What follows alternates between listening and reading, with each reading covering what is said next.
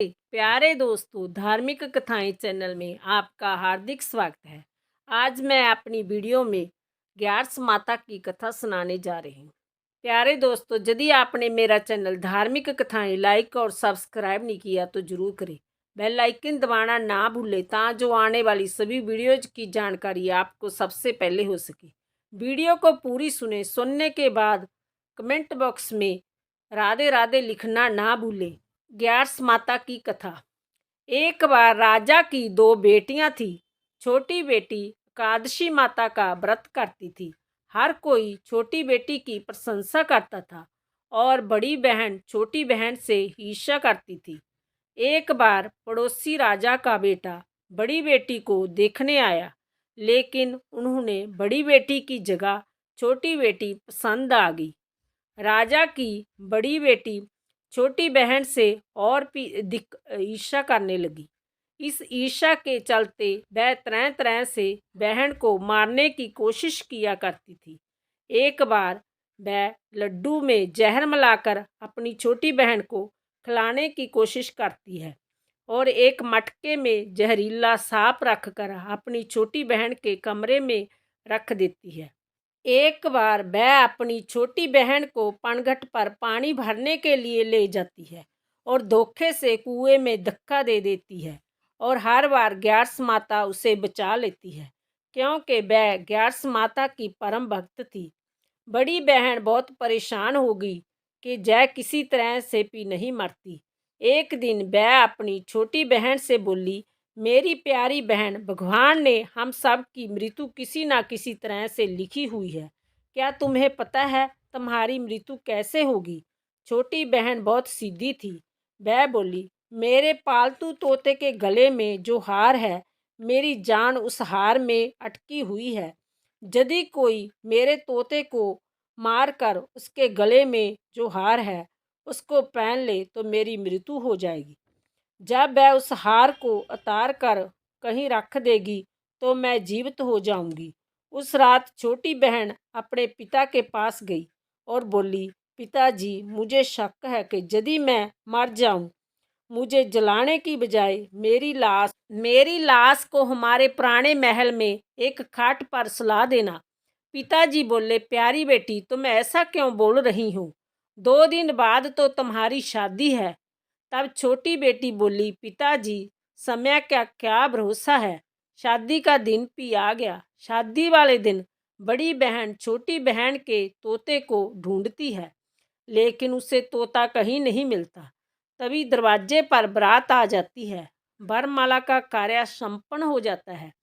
फेरों की रस्म शुरू हो जाती है और दूसरी ओर बड़ी बहन को छोटी बहन का तोता मिल जाता है और वह तोते को मारकर हार खुद पहन लेती है। वही छोटी बहन के 3.5 फेरे राजकुमार के साथ पूरे हो जाते हैं। बड़ी बहन के हार पहनते ही छोटी बहन मूर्छित होकर गिर जाती है। जय देखकर बरातियों में हलचल मच जाती है कि राजकुमारी को क्या हुआ। सब डर जाते हैं। तब राजा हकीम को बुलाते हैं और छोटी राजकुमारी को महल में ले जाकर लौटा दिया जाता है। वेद हकीम राजा से कहते हैं कि हमने जय पहली बार देखा है कि राजकुमारी ना तो मरी है और ना ही जीवित है। जय तो एक जिंदा लाश के समान है। हकीम की बात सुनकर राजा परेशान हो जाते हैं। फिर वह उनसे कहते हैं कि आप बाहर जाकर बोले कि राजकुमारी बेहोश है, थोड़ी देर में ठीक हो जाएगी। यदि आप ऐसा नहीं करोगे तो मैं आपको मृत्युदंड दूंगा। हकीम राजा के कहे अनुसार बाहर जाकर ऐसा ही बोल देते हैं। तभी बड़ी बेटी वहाँ आ जाती है और अपने पिताजी से कहती है, पिताजी, मुझे छोटी बहन के मरने का बहुत दुख है और उससे भी ज़्यादा दुख इस बात का है कि बारात के वापस चले जाने से आपकी बहुत बदनामी होगी। आप मेरी शादी राजकुमार के साथ करवा दो। इससे बारात वापस नहीं जाएगी और आपकी इज्जत भी रह जाएगी। राजा को अपनी बड़ी बेटी की बात सही लगी। फिर बड़ी बेटी को छोटी बेटी के कपड़े पहनाकर फेरों में बैठा दिया जाता है, परंतु राजकुमार मना कर देते हैं। जय मेरी पत्नी नहीं है। मेरी पत्नी जब बोलती है तब उसके मुंह से फूल झड़ते हैं। लेकिन सभी ने समझा बुझाकर राजकुमार के बचे हुए फेरे बड़ी राजकुमारी के साथ करवा दिए।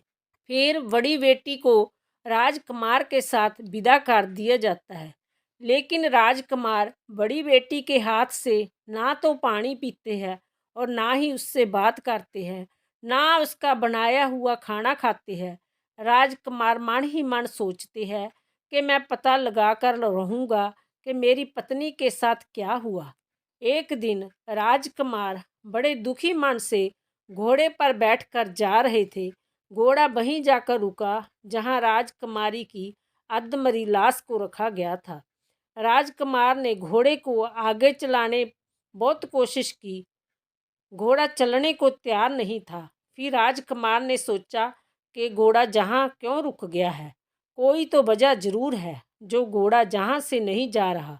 तब राजकुमार घोड़े से उतरकर पास में बने हुए एक पुराने महल में गए। वहाँ पर एक चौकीदार था। राजकुमार ने चौकीदार से पूछा, यह किसका महल है? तब चौकीदार ने बताया, यह राजा का पुराना महल है। तब राजकुमार समझ गए कि जय महल तो उनके ससुर जी का है। फिर राजकुमार ने जही खाट पर किसी को सोते हुए देखा और उसकी ओर इशारा करते हुए बोले, जहाँ कौन सो रहा है? तब चौकीदार ने कहा, यह राजा की छोटी बेटी है जो विवाह के दिन मूर्छित हो गई थी। तब राजकुमार बोले, जय तो मेरी पत्नी है जिसके साथ मैंने 3.5 फेरे लिए थे। तब राजकुमार ने चौकीदार से कहा, मेरे जहाँ आने के बारे में तुम किसी को मत बताना, मैं तुम्हें बहुत धन दूंगा। चौकीदार मान गया। फिर राजकुमार महल के अंदर खाट के पास गया और बचे हुए 3.5 फेरे उसने खाट के साथ लिए और पूरा दिन रानी की खाट के पास बैठा रहा। जब रात हुई तो छोटी रानी जीवित हो गई और उसने अपने पति को देखा और पति को देखकर वह रोने लगी। तब राजकुमार ने पूछा, तुम विवाह के दिन बेहोश हो गई, तब तुम्हारे पिता ने मेरी शादी तुम्हारी बड़ी बहन से तो करवा दी, परंतु मैंने तुम्हारी बड़ी बहन को स्वीकार नहीं किया। तुम मुझे पूरी बात बताओ कि तुम बेहोश कैसे हुई और रात के समय तुम जीवित हो गई, इसके पीछे क्या राज है? तब छोटी बेटी ने अपने पति को तोते और हार वाली सारी बात बताई और जय भी बताया कि मैंने अपनी बड़ी बहन को तोते के गले में पड़े हुए हार के बारे में बताया था। मेरी बहन मुझसे बहुत ही ईर्ष्या करती थी। उसने कई बार मुझे मारने की कोशिश भी की, पर ग्यार्स माता ने मुझे हर बार बचा लिया। मेरे पालतू तोते के गले में जो हार था, वह मेरी बड़ी बहन दिन में पहन लेती है और रात को उतार देती है, इसलिए सारा दिन बेहोश रहती हूँ और रात को जीवित हो जाती हूँ। यदि वह हार मुझे वापस मिल जाए तो मैं हमेशा के लिए जीवित हो जाऊंगी। जय सब सुनकर राजकुमार बहुत हैरान हुआ और बोला, कोई बहन भी ऐसा कर सकती है? जय सब सुनने के बाद राजकुमार पूरा दिन वहीं रहने लगा। बड़ी रानी ने दासियों को भेजकर पता लगाना चाहा कि आजकल राजकुमार दिन रात कहाँ रहते हैं, परंतु किसी को कुछ ना पता चला। उधर छोटी रानी गर्भवती हो गई। एक दिन छोटी रानी ने राजकुमार को कहा, मुझे चाहे बेटा हो या बेटी हो, परंतु रात में ही हो, दिन में तो मैं बेहोश रहती हूँ। एक दिन राजकुमार को किसी काम से बाहर जाना पड़ा और उसी दिन छोटी रानी को पीड़ा होगी। उसने ग्यार्स माता को याद किया। तब स्वयं ग्यार्स माता ने आकर उसका प्रसव किया। तब राजकुमारी ने एक सुंदर पुत्र को जन्म दिया। तभी वहां पर राजकुमार आ गए। राजकुमार ने भी ग्यार्स माता के दर्शन किए। ग्यार्स माता बोली, जय मेरी परम भक्त है, तुम इसका सदा ख्याल रखना और जब तुम्हारा पुत्र 5 वर्ष का हो जाए तो इसका हार उसे लाकर पहना देना। देखते ही देखते कुंवर 5 वर्ष का हो गया। एक दिन राजकुमार को किसी काम से शहर जाना पड़ा। जाते समय उसने कुंवर से कहा, पुत्र तुम अपनी माँ की खाट के पास ही रहना, मैं जल्दी ही काम निपटा कर आता हूँ। बड़ी रानी के दास दासियों ने राजकुमार को पुराने महल से निकलते हुए देख लिया और उन्होंने कुंवर को वहां से उठा लिया और कुंवर के 2 टुकड़े कर दिए। एक टुकड़ा चक्की के नीचे और दूसरा टुकड़ा पलंग के नीचे रख लिया। छोटी रानी कुंवर को वहाँ ना देखकर ग्यारस माता को जार करती है और ग्यारस माता भिखारन के रूप में बड़ी रानी के महल में जाती है।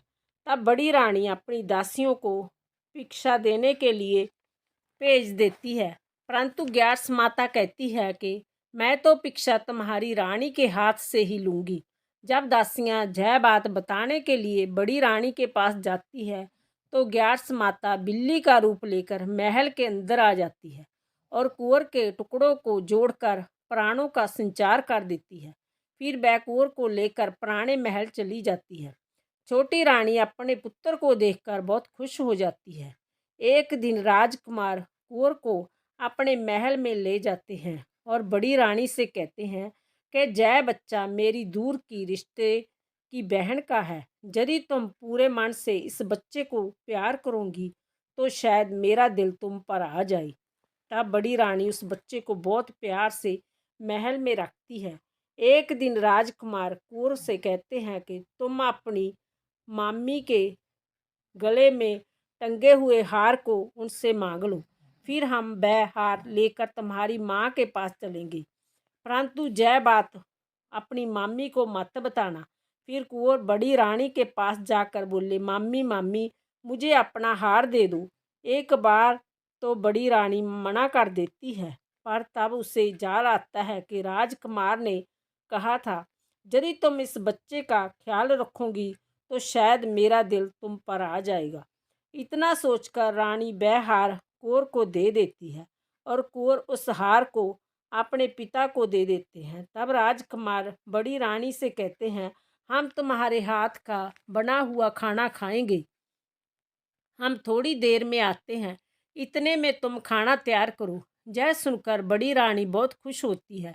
उधर राजकुमार हार लेकर छोटी रानी के पास जाते हैं और उसको वह हार पहना देते हैं, जिसके परिणाम स्वरूप छोटी रानी जीवित हो जाती है।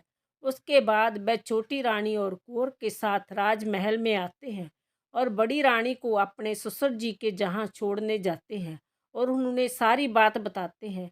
यह सब जानकर उनके ससुर जी बहुत दुखी होते हैं और राजकुमार से क्षमा मांगते हैं। ग्यारस माता की कृपा से छोटी रानी के भाग्य जान जाते हैं। ग्यारस माता की जय।